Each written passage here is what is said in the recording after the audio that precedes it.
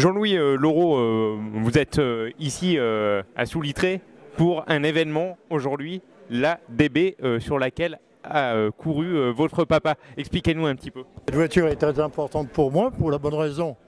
C'est que mon père a gagné l'indice aux 24 heures avec cette voiture, 2 fois, en 1960 avec Paul Armagnac et en 1961 avec Robert Bouhard.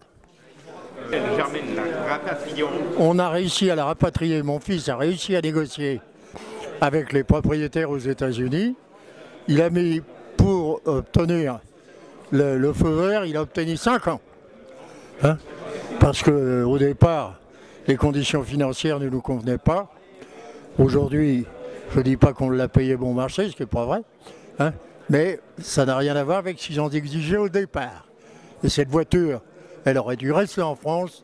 Moi, je suis très heureux qu'aujourd'hui, qu'on est le 6 juin, hein, le jour du débarquement, on ait réussi à récupérer cette voiture qui n'aurait jamais dû quitter la France. Vous vous sentez ému quand vous en parlez? C'est toute ma jeunesse. Hein. Hein, c'est vrai que je suis très ému. Voilà. Expliquez-nous, vous avez des anecdotes un petit peu sur les 24 heures avec cette voiture-là? J'ai raconté tout à l'heure, c'est qu'on allait avec mon frère sur les fascines, ce qui aujourd'hui serait complètement impossible. Hein, ok, et que papa m'avait demandé, il nous avait repéré sur les fascines de la forêt.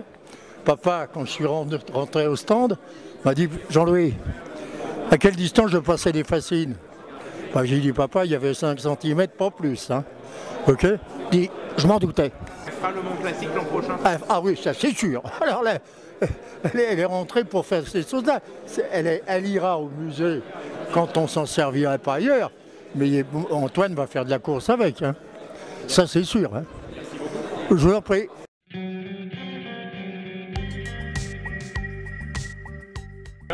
Avec un châssis poutre, au même titre que les DB de série qui sortaient avec le même type de châssis et une caisse par contre en polyester. Donc très légère. Très légère, la voiture à la pesée au Mans était de 450 kg, je me suis trompé tout à l'heure. Voilà. Moteur. C'est un moteur Panhard qui a été préparé par Chancel. Il est équipé d'un double allumage. On a donc 2 bougies par cylindre. Je n'ai pas précisé, mais c'est un flat twin, hein, donc 2 cylindres opposés à plat. Il a un double allumage, donc il a 2 bougies par cylindre. Donc en tout, on a 4 bougies. Il est alimenté par 2 carburateurs Weber, Zenith 38, pardon.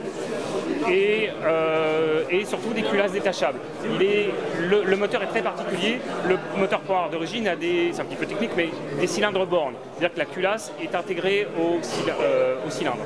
Là, la chemise est détachable, en quelque sorte, le cylindre est détachable de la culasse. C'est un moteur vraiment très particulier et tout le système de culbuterie est particulier, ce qui permettait d'avoir un moteur beaucoup plus performant. La cylindrée de ce moteur est inférieure. Elle est de 744 cm3. 702 cm3. Alors on reprend. La cylindrée. La cylindrée 702 cm3. Performance. Ah, ça c'est ça c'est une grande question. On ne sait pas. Enfin moi on ne sait pas. C'était donné pour 75 chevaux. C'était donné pour 75 chevaux. SAE, DIN, on ne sait pas trop. Avec une moyenne. De mémoire, je crois que c'est 146. Le tour sur l'ancien circuit des 24 heures. Était un peu plus rectiligne, on va dire. Et alors, vainqueur à l'indice de performance, on rappelle ce que c'est que l'indice de performance. L'indice de performance, c'est un classement, disons, comme un handicap au golf. On essaie de faire concourir tous les véhicules et selon la performance, le poids des véhicules, vous avez un coefficient qui est calculé à votre temps, à vos nombres de tours réalisés sur 24 heures. Et donc ça permet d'égaliser finalement les voitures entre elles. Donc ça veut dire que c'était la voiture la plus productive. Exactement, c'est ça. C'est ce que ça veut dire. C'est ça.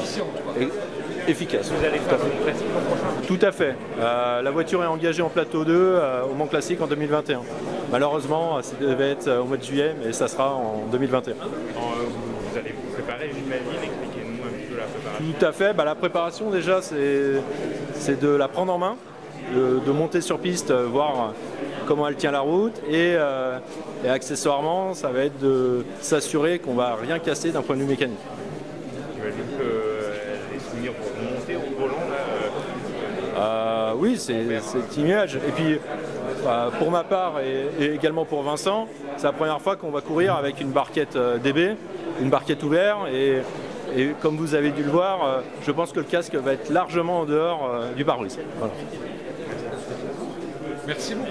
Bah de rien.